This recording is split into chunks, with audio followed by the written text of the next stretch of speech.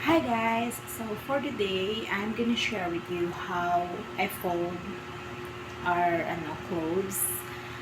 This is something na I wanna share matagal na kaso wala lang akong time. So today, I made it.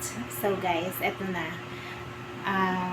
I would say na this would help moms a lot kasi it's type time saving siya kasi nga hindi mo na kailangan pa ulit-ulit ayusin or tiklopin yung mga damit. You know naman our husband and kids kapag kumuha ng damit nila, 'di ba? Pag hindi maayos yung tiklop mo, talagang kahit kakatiklop mo lang, nako, pagkuha nila sira na agad. So this one, it would help you save time sa pag-aayos kasi madali mo lang siya maaayos. You don't have to fold it again.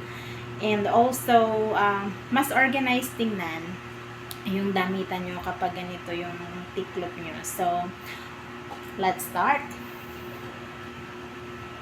Sakto kasi naglaba ako the other day. So, I have mga tiklupin. So, this is leggings.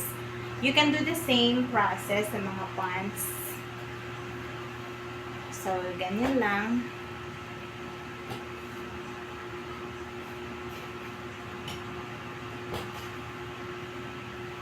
Yan, 4 folds, ganyan. Tapos, di ba may ano siya, yung garter dito.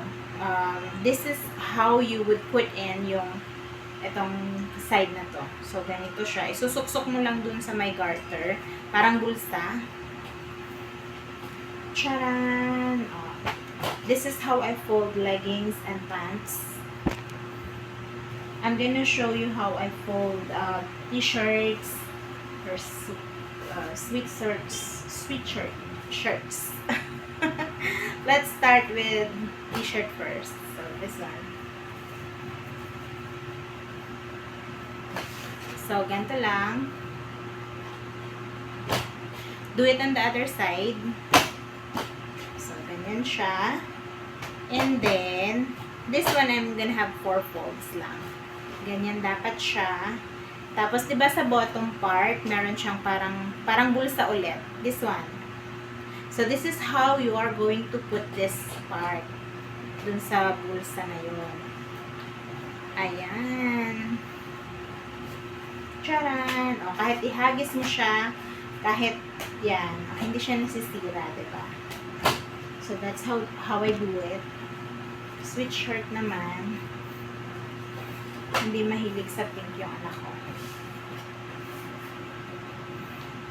Na ano lang siya. Nagkataon lang. So, same process. Ito nga lang mahaba ang kamay, pero ayan siya. 3 folds ulit. Bottom side. Ayan. And then, susuksok mo siya.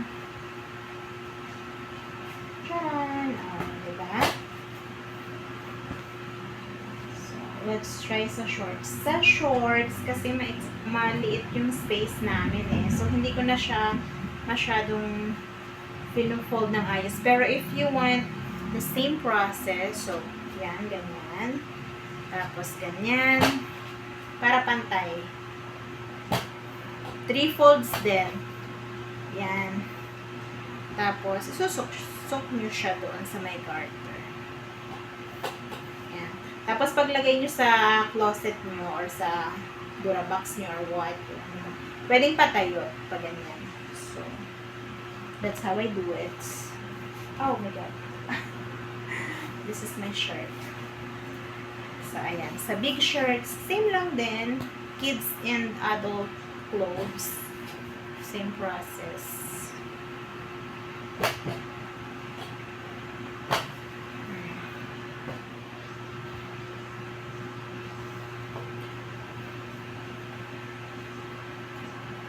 Sa mga ano naman, tawag dito, natiklop ko na kasi itong mga medyas, socks.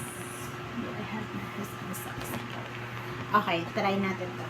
Ito, ang ginagawa ko lang, ganyan lang, pinagpapantay ko lang sila. Yan.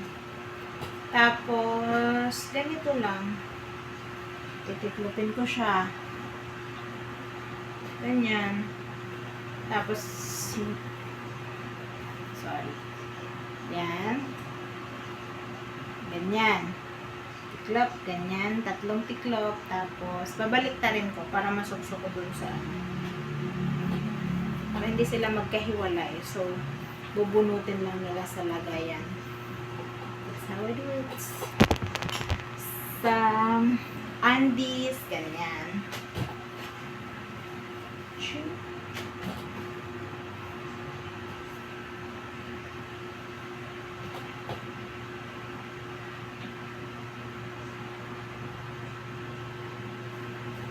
Charan! O, diba? Ihagis-hagis man nila or bunot man nila agad. Walang mangyayaring sakuna sa mga closets natin.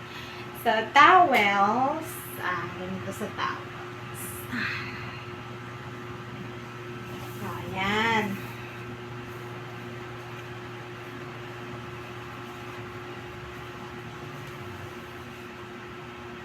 Ganyan.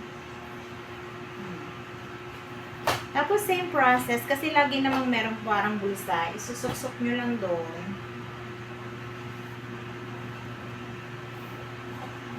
Para hindi siya nagkakalat kapag nakalagay sa closet nyo. Pag may kumuha. Kasi normally, yung usual na tupe, diba? Pag kuha ng isa, nadadapa yung iba na. Nasisira yung tupe. E pag ganito, nakaano siya. Secured ba? So, pwedeng patayo ang paglagay nyo sa closet, pag ganyan, or whatever you like. Yeah, that's how I do it, guys. Sa bedsheets, same. Same sa bedsheets. I have one here. Pero natiklop ko na siya. Ayan. So, same lang din. Ayun, titiklopin nyo siya ng papantay-pantayin nyo lang. Yan. Tapos, lagi naman kasi may suksukan. So, yun. Suksok nyo lang. Suksok is the key. Yan o.